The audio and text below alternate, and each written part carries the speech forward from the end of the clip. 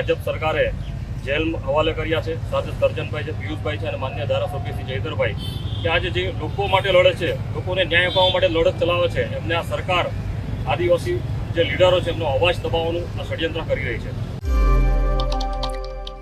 આદિવાસી સમાજને હાલ એક જ સવાલ છે અને એમને એક જ જવાબ જોઈએ છે કે ચેતર વસાવા જેલની બહાર ક્યારે આવશે। પરંતુ આ તમામ ચર્ચાઓની વચ્ચે શું આજે ચેતર વસાવા જેલની બહાર આવી શકે છે એની વિગતે ચર્ચા કરીશું। નમસ્કાર, હું છું ઉજ્જવલ અને આપ જોઈ રહ્યા છો નિર્ભય ન્યૂઝ।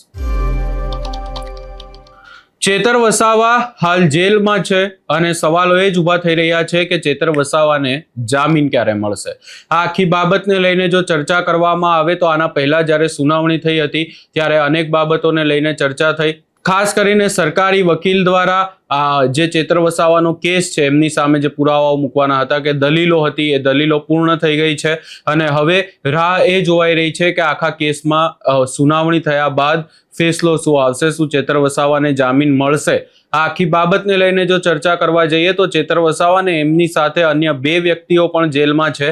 જીતેન્દ્ર વસાવા અને અન્ય એક આરોપી છે એ હાલ જેલમાં છે અને આ આખી બાબતને લઈને સુનાવણી કોર્ટમાં થઈ હતી।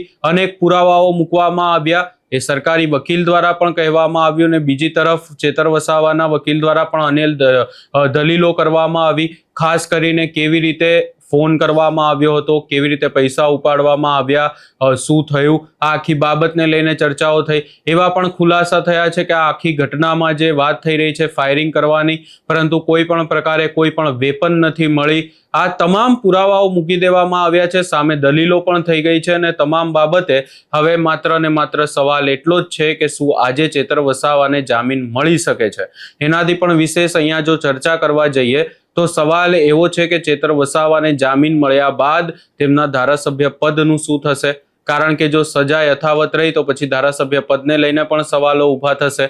ખાસ કરીને અહીંયા સજા માફીની માંગ ચેતર વસાવાના એડવોકેટ દ્વારા કરવામાં આવી શકે છે કે ચેતર વસાવા માટે સજા માફીની અપીલ કરવામાં આવે। જો એવું થયું અને ચેતર વસાવાને સજા માફી મળી ગઈ તો પછી ચેતર વસાવાના ધારાસભ્ય પદને લઈને કે પછી કોઈ પણ પ્રકારે કોઈ ચિંતાનો વિષય નહીં રહે, કારણ કે એકવાર સજા માફી થઈ ગઈ તો પછી ચેતર વસાવાની સામે કોઈ સવાલો ઊભા નહીં થાય। ભાજપ સરકારે જેલ હવાલે કર્યા છે, સાથે સર્જનભાઈ છે, પિયુષભાઈ છે અને માન્ય ધારાસભ્ય શ્રી જયધરભાઈ કે આજે જે લોકો માટે લડે છે, લોકોને ન્યાય અપાવવા માટે લડત ચલાવે છે, એમને આ સરકાર આદિવાસી જે લીડરો છે એમનો અવાજ દબાવવાનું આ ષડયંત્ર કરી રહી છે। આજે વિશ્વ આદિવાસી દિવસ નિમિત્તે આપણે સૌએ આ બાબતની નોંધ લેવી જોઈએ કે જો આપણે વહેંચાયેલા રહીશું તો આવી જ રીતને જે આ ભાજપ સરકાર છે એ આદિવાસીઓને અંદર લડાવીને આદિવાસીઓનો ઉપયોગ કરી અને એ લોકો એમને ફાયદો થાય અને આદિવાસી લીડરો જેલમાં જાય, આદિવાસીઓનો અવાજ બંધ થાય એવા કાવતરા કરતા રહેશે। આજે સમગ્ર વિશ્વએ નોંધ લેવી પડી કે વિશ્વ આદિવાસી દિવસ એટલા માટે ઉજવવાનો કે આ પૃથ્વીનું જો પર્યાવરણ બચાવવું હશે, પૃથ્વી પરના લોકોને બચાવવા હશે તો આદિવાસીઓ જે પ્રકારે જીવે છે, એમની જીવનશૈલી છે એ પ્રમાણે એમને અનુસરવું પડશે। ત્યારે આજે આપણે આ આપણા પવિત્ર દિવસ નિમિત્તે આપણી સંસ્કૃતિ, પરંપરા, રીતિ રિવાજ, બોલી, વેશભૂષા એને જીવંત રાખવાનો આ દિવસ, એ પરંપરાઓને જાળવી રાખવાનો દિવસ, આ દિવસે આપણે બધાએ આપણી આ રીતિ રિવાજ, સંસ્કૃતિ, પરંપરા, વેશભૂષા અને પર્યાવરણને બચાવવાનો સંકલ્પ લેવો જોઈએ અને સાથે જ આપણા સમાજમાં જે શિક્ષણમાં આપણો સમાજ પાછળ છે તો શિક્ષણમાં કેવી રીતના આપણો સમાજ આગળ આવે જેથી વિશ્વમાં આપણો સમાજ આંખોથી આંખો મિલાવીને બધા સાથે ચાલી શકે, આ વિશ્વમાં આપણો સમાજ દરેક હોદ્દા પર આગળ આવે।